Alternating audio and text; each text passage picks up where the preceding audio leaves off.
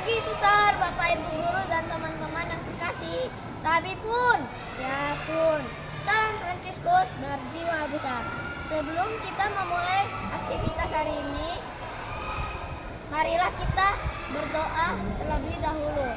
Sebelum berdoa, marilah kita mendengarkan lagu pujian. Bersabdalah Tuhan, kami mendoakan. Bersabdalah Tuhan, kami mendoakan.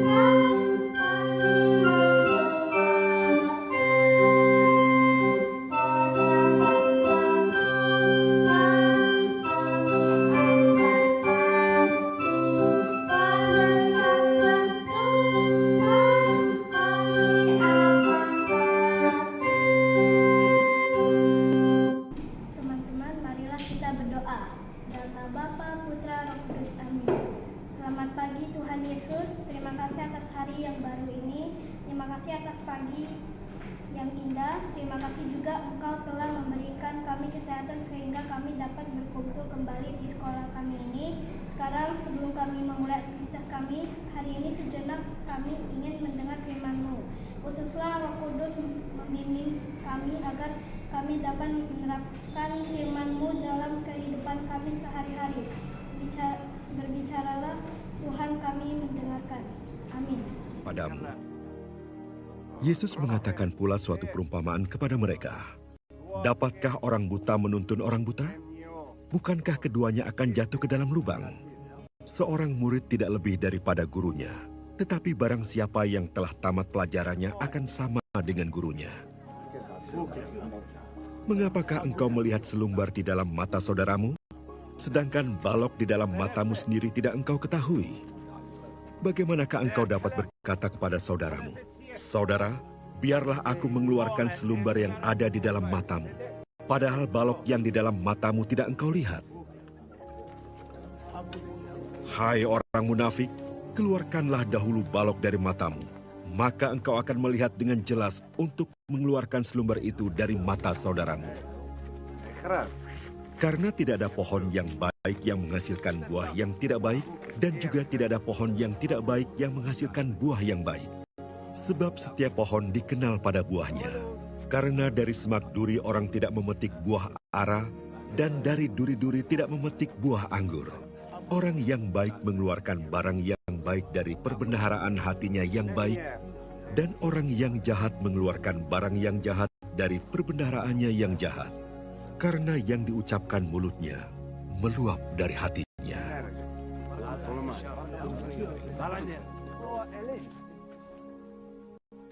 Mengapa kamu berseru kepadaku, "Tuhan, Tuhan," padahal kamu tidak melakukan apa yang aku katakan? Setiap orang yang datang kepadaku dan mendengarkan perkataanku serta melakukannya, aku akan menyatakan kepadamu dengan siapa ia dapat disamakan. Ia sama dengan seorang yang mendirikan rumah. Orang itu menggali dalam-dalam dan meletakkan dasarnya di atas batu. Ketika datang air bah dan banjir melanda rumah itu tidak dapat digoyahkan karena rumah itu kokoh dibangun.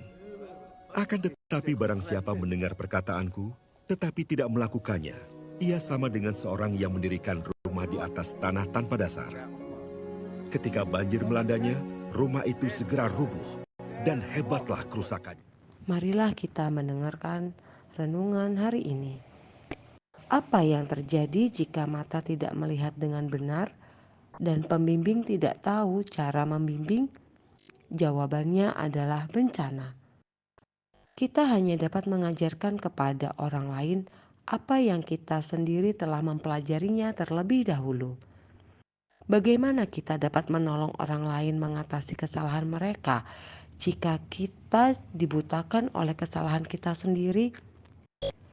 Jika kita ingin menjadi pembimbing dan guru bagi orang lain, maka kita harus memiliki visi yang jelas kemana kita akan pergi dan peta yang menunjukkan jalannya.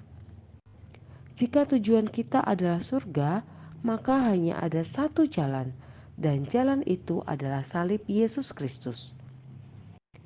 Mengapa sikap menghakimi begitu berkembang saat ini, bahkan di kalangan orang Kristiani? Berpikir yang terbaik untuk orang lain adalah penting jika kita ingin bertumbuh dalam kasih. Para guru agama Yahudi kerap memperingatkan orang-orang, siapa saja yang menilai sesamanya dengan baik, ia juga akan dinilai dengan baik oleh Allah. Betapa mudahnya kita salah menilai dan betapa sulitnya kita bersikap tidak memihak dalam menilai. Penilaian kita terhadap orang lain biasanya meleset karena kita tidak dapat melihat ke dalam diri orang tersebut atau kita tidak memiliki akses terhadap semua fakta atau kita terpengaruh oleh naluri atau reaksi yang tidak masuk akal terhadap orang lain. Memang lebih mudah untuk menemukan kesalahan orang lain atau dalam diri orang lain daripada diri kita sendiri.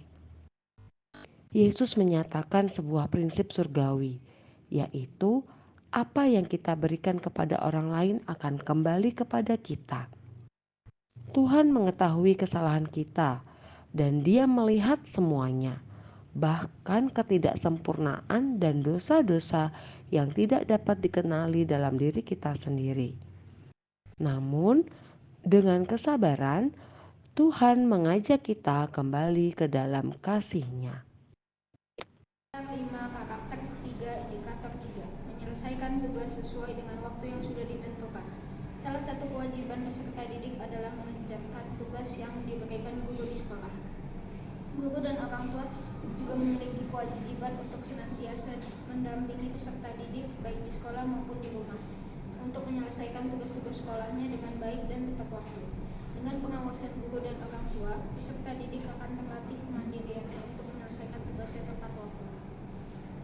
Tugas adalah pekerjaan yang wajib dikerjakan baik di sekolah maupun di rumah. Pekerjaan yang sudah menjadi tanggung jawab seseorang harus dilaksanakan dengan baik. Jika pekerjaan tidak diselesaikan, tugas-tugas akan menumpuk sebab akan muncul tugas-tugas baru lagi. Perasaan kita akan lega saat semua tugas dapat selesai dengan waktu yang sudah ditentukan. Tuhan, jadikanlah aku pembawa damai. Bila terjadi kebencian, jadikanlah aku pembawa cinta kasih. Bila terjadi penghinaan, jadikanlah aku pembawa pengampunan.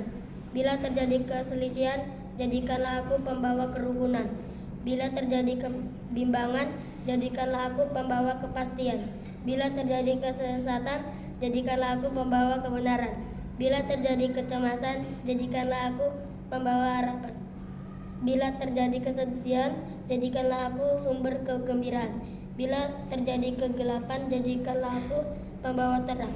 Tuhan, semoga aku lebih ingin menghibur daripada dihibur, memahami daripada dipahami, mencintai daripada dicintai. Sebab dengan memberi aku menerima, dengan mengampuni aku diampuni, dengan mati suci aku bangkit lagi untuk hidup selama-lamanya. Amin.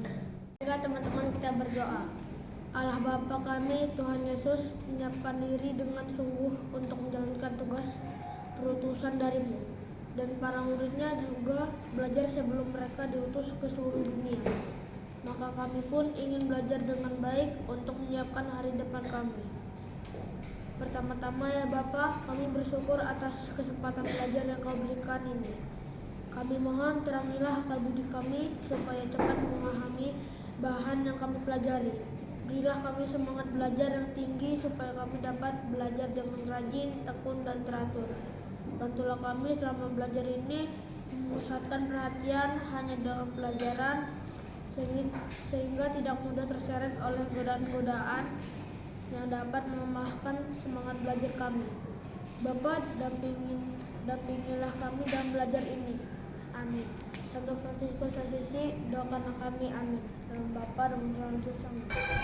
Bapak Ibu Guru serta teman-teman sudah mengikuti doa pagi pada hari ini. Selamat bekerja dan belajar. Tuhan memberkati. Dadah.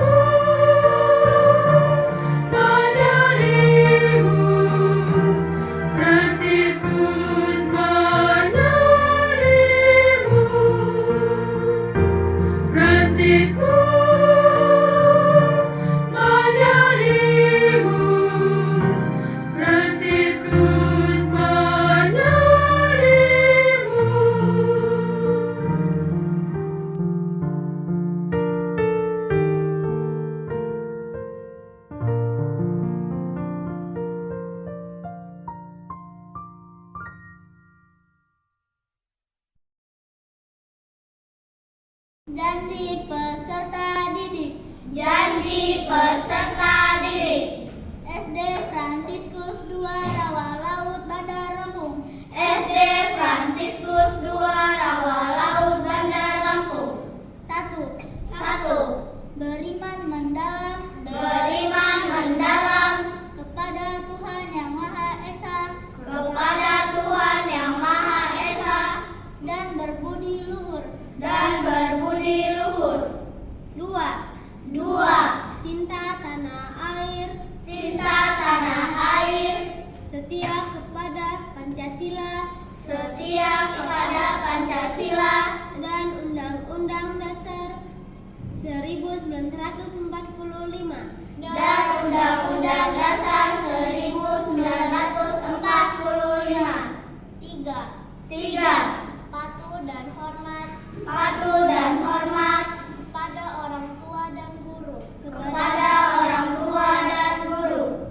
4. Meneladani Santo Fransiskus Assisi. Meneladani Santo Fransiskus Assisi. Dan Muder Anselma. Dan Muder Anselma. Berkarakter cerdas. Berkarakter cerdas. Jujur. Toleran. Dan disiplin. Dan disiplin. 5. Mematuhi tata tertib sekolah. Mematuhi tata tertib sekolah. Dan rajin belajar. Dan rajin belajar.